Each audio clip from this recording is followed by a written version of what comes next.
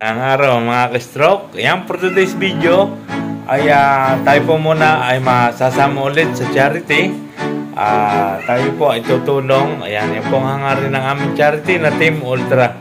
Ayan, at tayo po mga ka-stroke ay magdadrive po. At ito po ang ating itadrive, ang Bajaj Ari, naman-mano po yan. At lahat po ng amin yan ay puro sa kanan. Siguro, isa rito siya nagpalakas sa akin sa pagdadrive. Ayan. So, abangan nyo sa kung kami pupunta sa Batulaw. Ayan. At kung bago ka pala po sa akin channel pa nga pala, inyo na rin i-like at inyo na rin i-subscribe at hit ang notification bell para updated tayo sa mga videong kagaya nito na lumalaban sa stroke. At ayun po si Mrs. kasama ko. Abangan nyo, maligo ko. Kung bago pa lang sa akin channel, subscribe.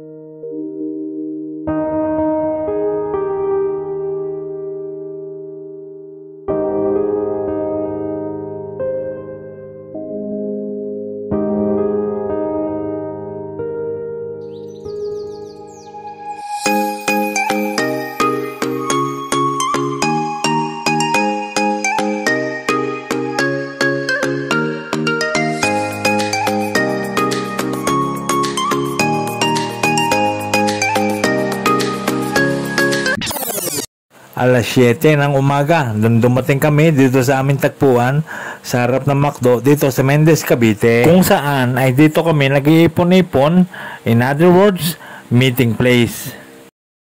At bago nga kami lumakad ay binibriefing muna kami ng aming founder. Sinasabi niya kung ano ang top speed limit ng aming takbo at wala ring iwanan. At pagkatapos namin mag-pray ay hindi na kami nagpatumpik-tumpik pa at agad na kami lumarga ang aming team papuntang Batangas. Alam nyo mga ka-stroke, simula nung naka-recover ako ay matagal din ako bago ako nakapag-drive. At ito ang una ko na drive, ang Bajaj Ari o tuk-tuk kung tawagin. Pero nakuha rin talaga sa tiyaga at talagang sa sipag ng aking pag-exercise at talaga naman determinado nga akong gumaling at dahil ako may motivation at naniniwala rin ako sa aking sariling kakayahan, kaya naman lahat ay nadadrive ko na din. Ultimo yung sex drive ay napapag-aralan ko na din. Pag dumadating kami sa venue, minsan malayo ang aming parking doon mismo sa pupuntahan namin, kaya naglalakad pa rin kami. At ganito ako makapagsabayan sa maraming tao.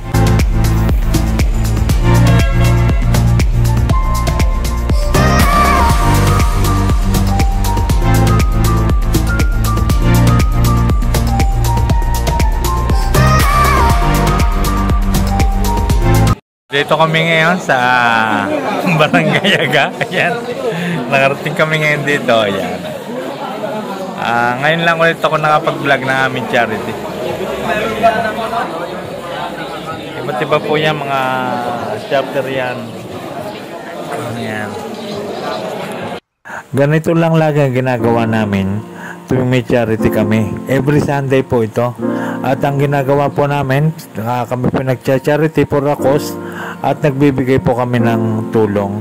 At alam niyo ba na ito ay isa sa aking napapaglibangan? Mahalaga rin kasi yung meron ka napapaglibangan na kagaya nito na siyempre paminsan-minsan ay nakakalimutan mo na ikaw ay na-stroke.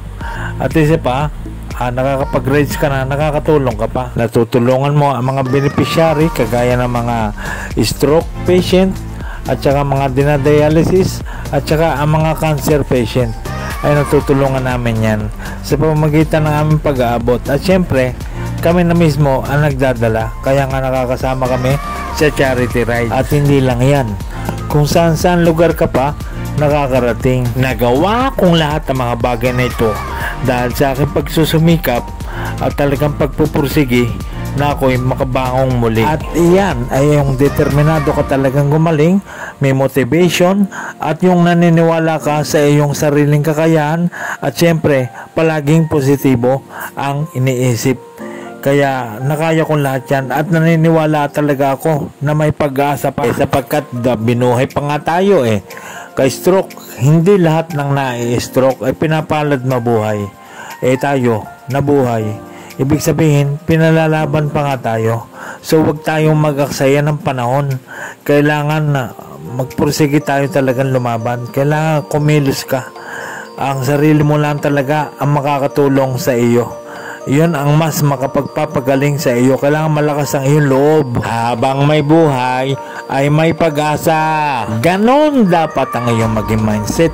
Dapat lagi kang naniniwala sa pag-asa. At kung matagal naman ang iyong progreso ng paggaling, ay huwag tayong mag-alala sapagkat darating din ang para sa ating binibithing paggaling.